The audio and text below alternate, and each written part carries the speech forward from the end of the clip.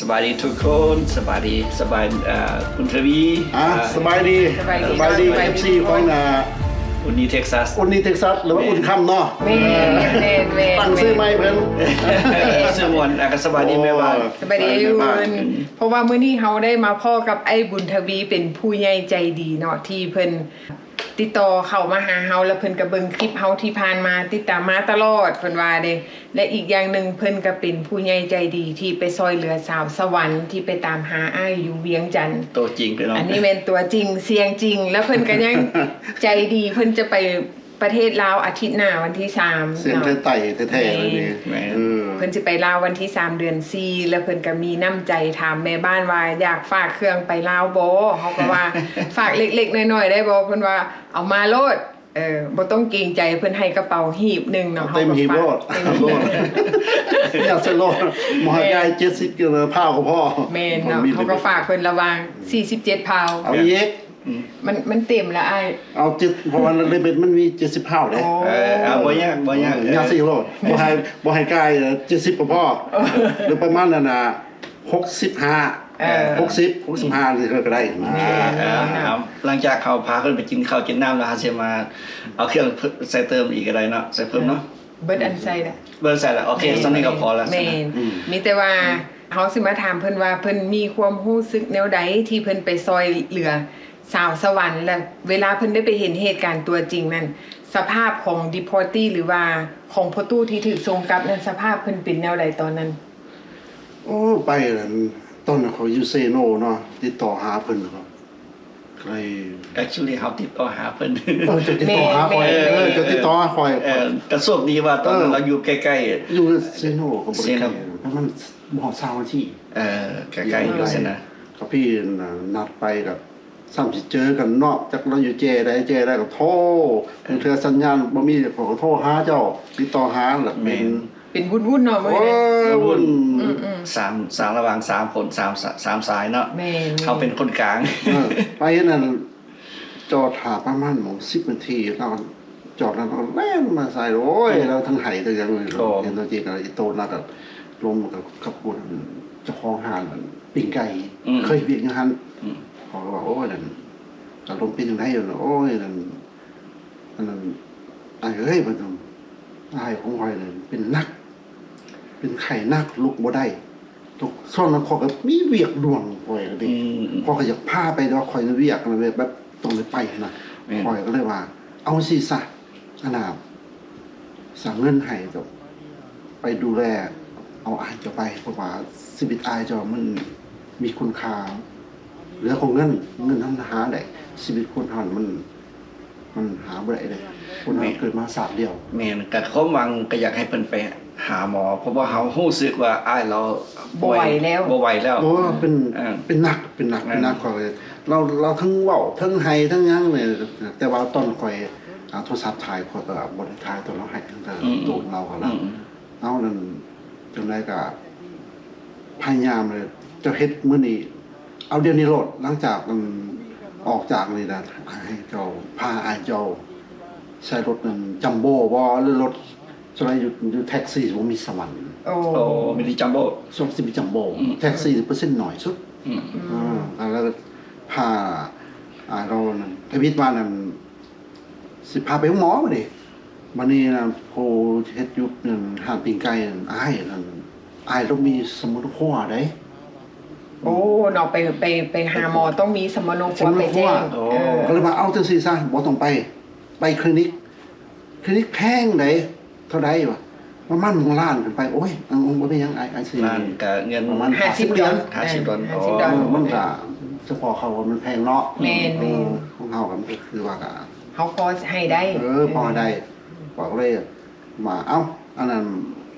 ซอยเล็กๆน้อยๆเด้อน้ำใจเด้อจะว่าซั่นสิเด้ออาจก็บ่มีคือกันก็เลยมันให้เพิ่น$350โอ้350ก็หลายเลยหลายถือว่าหลายก็ซอยชีวิตประตูนั้นเนาะแม่มื้อนั้นก็เลย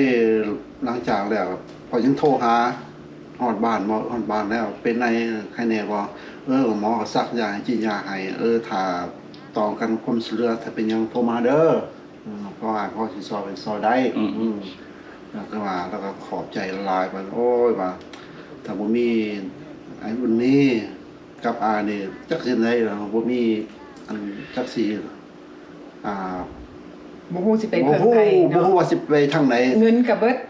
เงินก็เบิดแล้วบ่รู้จักทางสิไปนะแต่ว่าบ่มีสองผู้ใหญ่ใจดีว่าซั่น แม่นสอง แล้วก็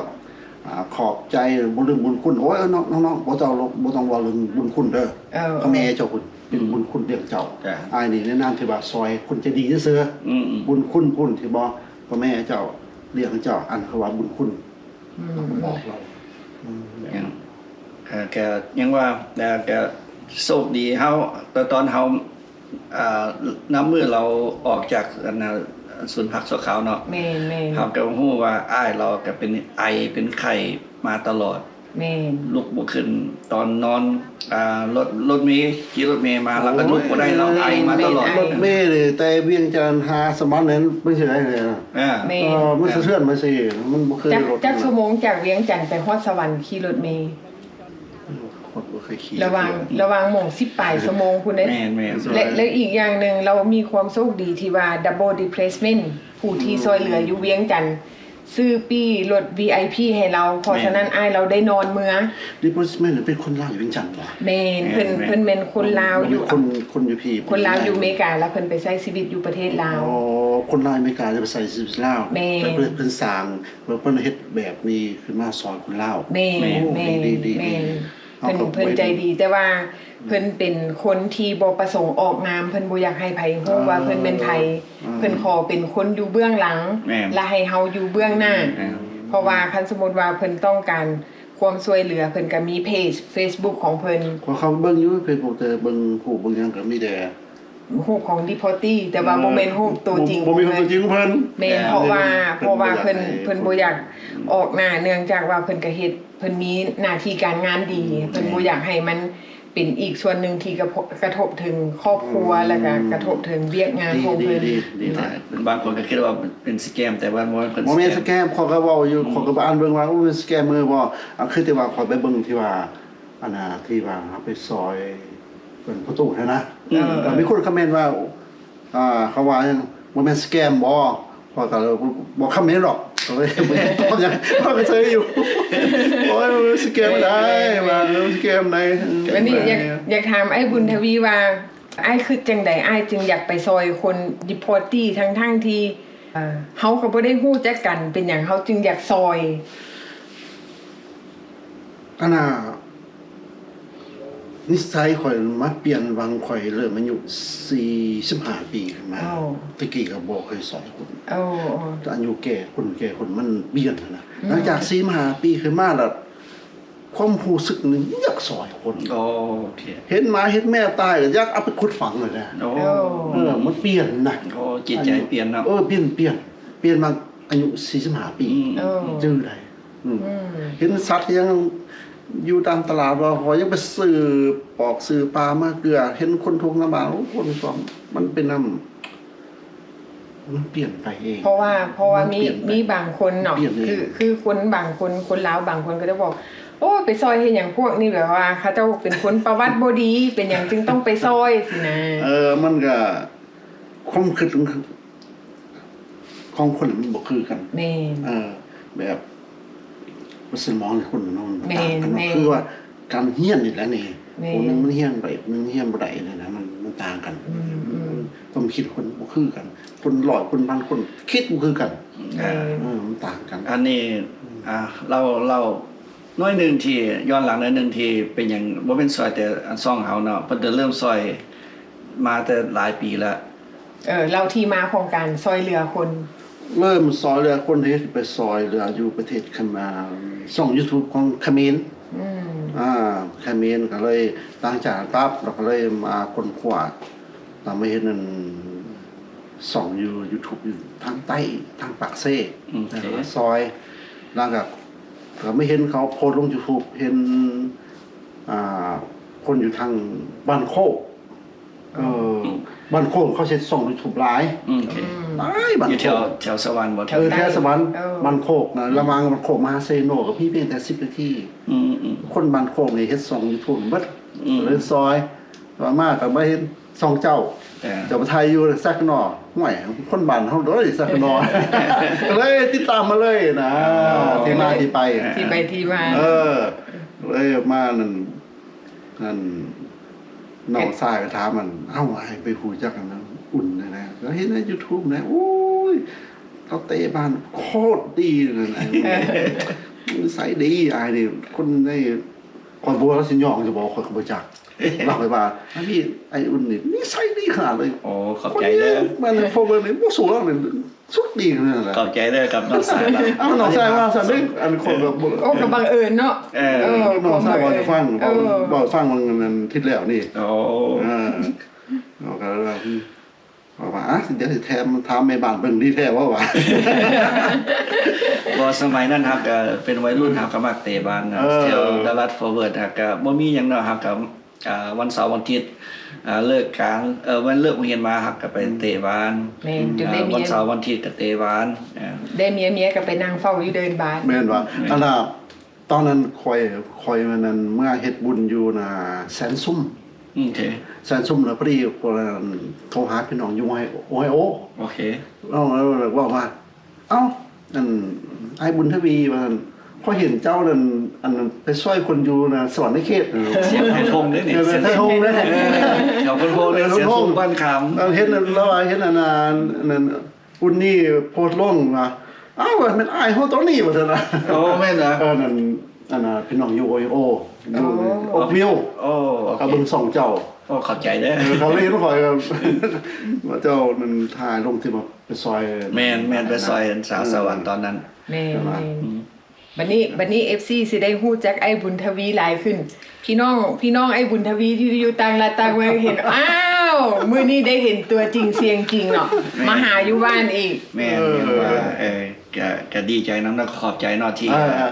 เป็นผู้ใหญ่ใจดีอีกส่วนหนึงที่ซอยชีวิตอีกคนหนึงเนาะสำหรับพ่อตู้นั้น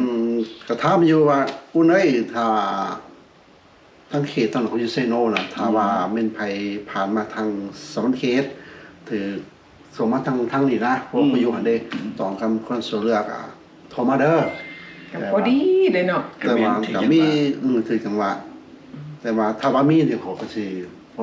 ซอยอยู่ถ้าว่ามีนะ แม่น คนถิ่นนั่นนะครับ แม่น แต่ทางเวียงมันไกลกว่าก็สิ แม่น ยังสิพิจารณาอยู่ แม่ นี่แหละที่มาที่ไปเป็นซะแหละมาเยี่ยมยามบ้านเพิ่นโอ้ยแต่มัน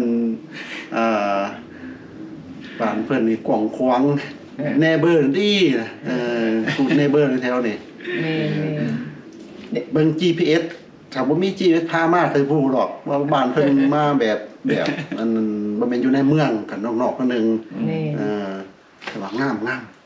หลายอยู่แถบนี้อย่าเรียกแถบนั้นงามโคตรงาม หลังจากที่ไอ้บุญทวีมาเห็นแม่บ้านกับไอ้บุญตัวจริงรู้สึกจังไดที่จากตะกี้เห็นแต่อยู่ห่าง คือแบบเว้ยว่ะสิไปเห็นสองพ่อเมียนี่นะบ่จะเห็นตัวจริงหรือเป็นจังได๋ทำไมอะไรเห็น2 YouTube ตลอดเนาะสิเห็นเพิ่นจะบ่ว่าเพียงแต่คิดจังซั่นนะสิไปเห็นบ่จะมือพอสิได้สิถามสบายดีมื้อคืนนี่พอก็ไปวัดนั่นเข้มโออยู่ขอยว่าจะสิไปเลยว่าจะ เขาก็คิดว่าสิไปเพราะว่าหลานสาวไปประกวดนางสังคาร แม่น แต่ว่า เบอร์ได้น่ะ เบอร์ โอ้คืนขอก็อันดอกไม้ให้เบิดทุกคนเลย มี7คนซื้อดอกไม้คนละ2 ดอก2 ดอกให้เบิดคนเลยเพราะว่าวิตัวเฮ็ดแปลกงูแปลงไหนดอกไม้ให้เบิดทุกคนเลย ให้เสมอภาคเนาะ